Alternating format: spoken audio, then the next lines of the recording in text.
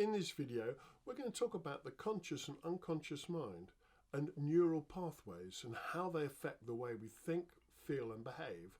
And I'll give you a very simple technique just to stop everything in its track so you can create a new habit and a new outcome to the way that you think, feel and behave. My name is Piers Day and I'm a hypnotherapist. I'm an NLP trainer and I'm a coach. I mentor other therapists and teach other therapists on how to raise their game and help other people.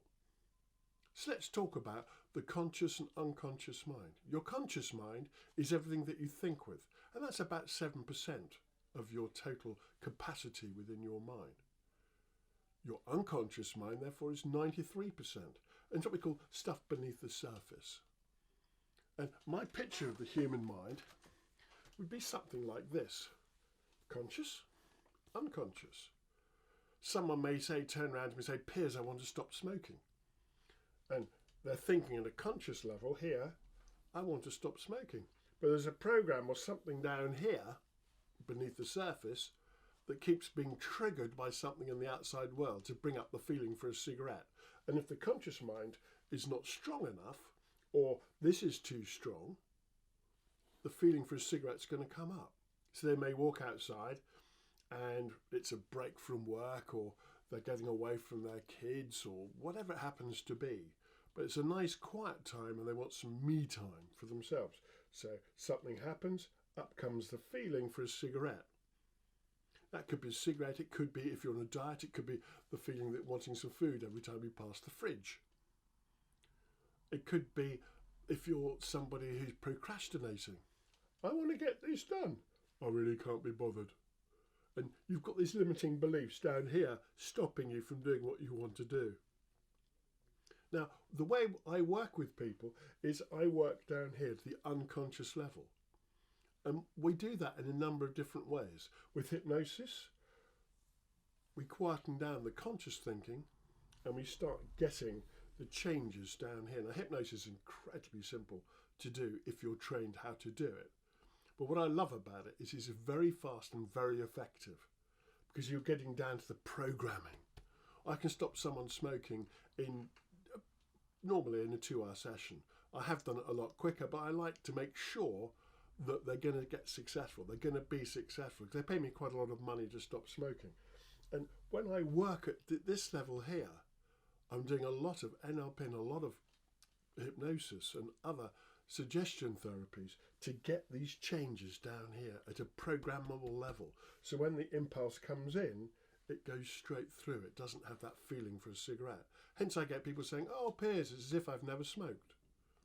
A majority of my people don't put on weight because they're not filling that void with food or anything like that. What they're actually doing is just it comes and goes. There's no void there because we fill it with health, vitality and happiness. So let's have a look to see what happens between the conscious and unconscious mind. Your conscious, 7%, unconscious, 93%. And you get these neural pathways between the two. So something happens in the outside world, it comes in and it hits that program, if you like to call it a program, in your mind, and up comes a conscious response. So let's look at this here. This is the human mind, as I call it. And in my human mind here, I've got lots of neurons. Now you can Google neurons and there are lots of pictures on the internet of neurons. And you might want to look at a YouTube called Glass Brain. Very simple, just type into YouTube Glass Brain and it's got a picture of the inside of a model of the inside of a mind, and it's all done by wearing these electrodes on your head, and so people can then see through computers and monitors and that sort of stuff what's going on inside, and you'll see electronic impulses going to and fro, and these neurons inside the brain make neural pathways. And if you look at Glass Brain, you'll see wonderful examples of the neural pathways. So something happens in the outside world. So it happens here. Let's just use this smoking for a second. Something happens, you walk outside, it's me time, and even though the conscious mind wants you to stop smoking, that neural pathway is so, rather like a motorway, it's so entrenched in that all the thoughts are going to go down to that thing, and it's going to make you have a cigarette. But what we do is we can interrupt this neural pathway. We can stop it. Now, I'm just going to change tack for a second. If you imagine on a hill,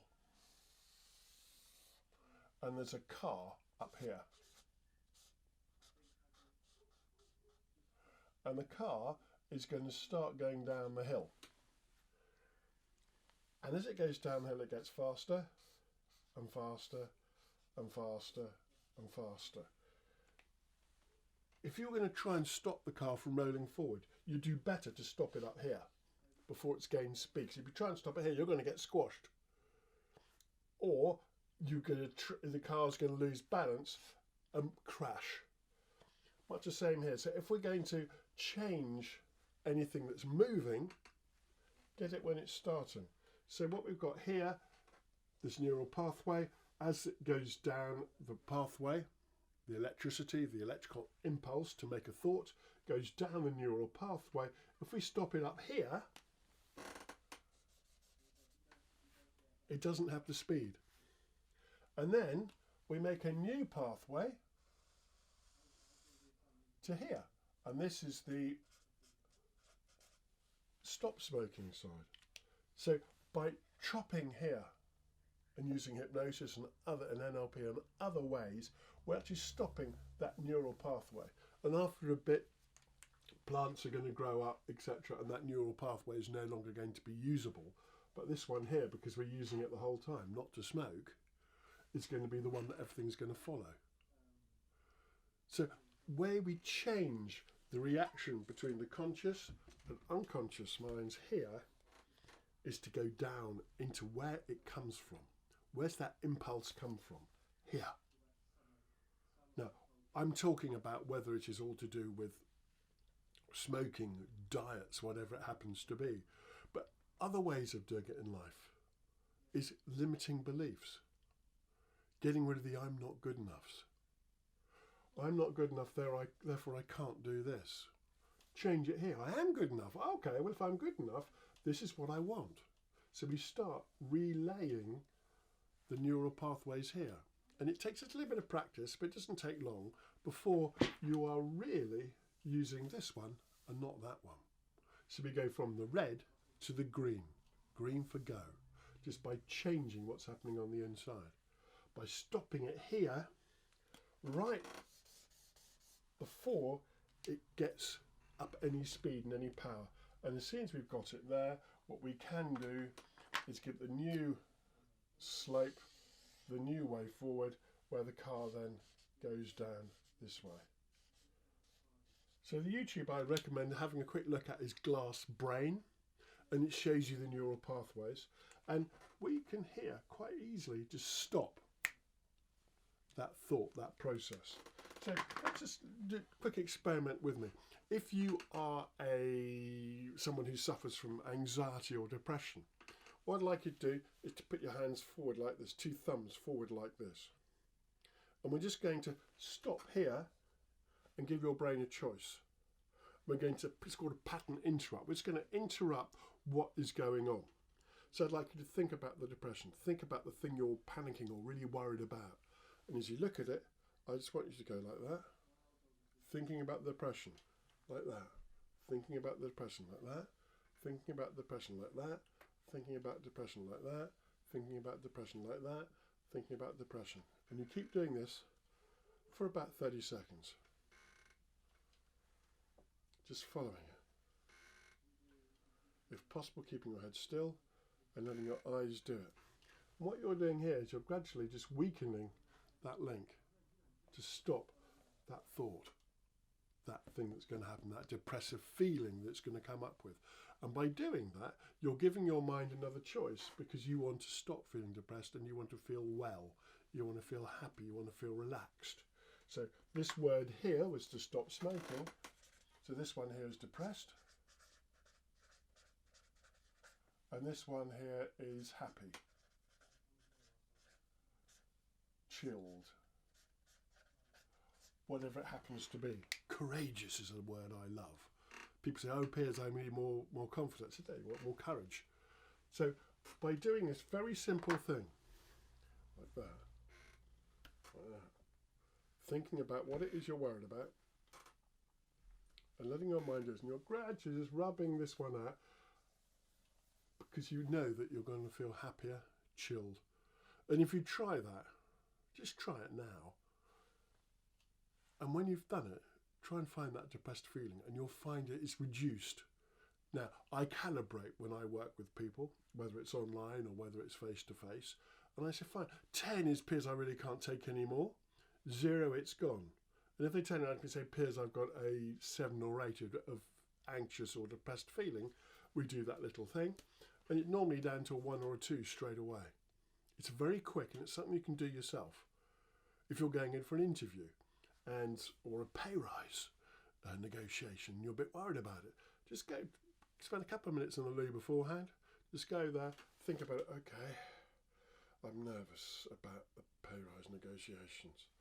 I'm nervous about the pay rise negotiations. And you do that, and after a bit that nervousness just goes. So therefore you're fighting from a much stronger way forward. If you haven't done so already, just hit the subscribe button, little bell next door to it, and you'll get a notification once a week when new videos go up. But in the meantime, just practice this. Just practice that. When you feel that horrible feeling, just take it that way and that way, that way and that way. And over the next few weeks, I'm going to show you some really interesting and very quick ways of eliminating stress, anxiety, panic and depression.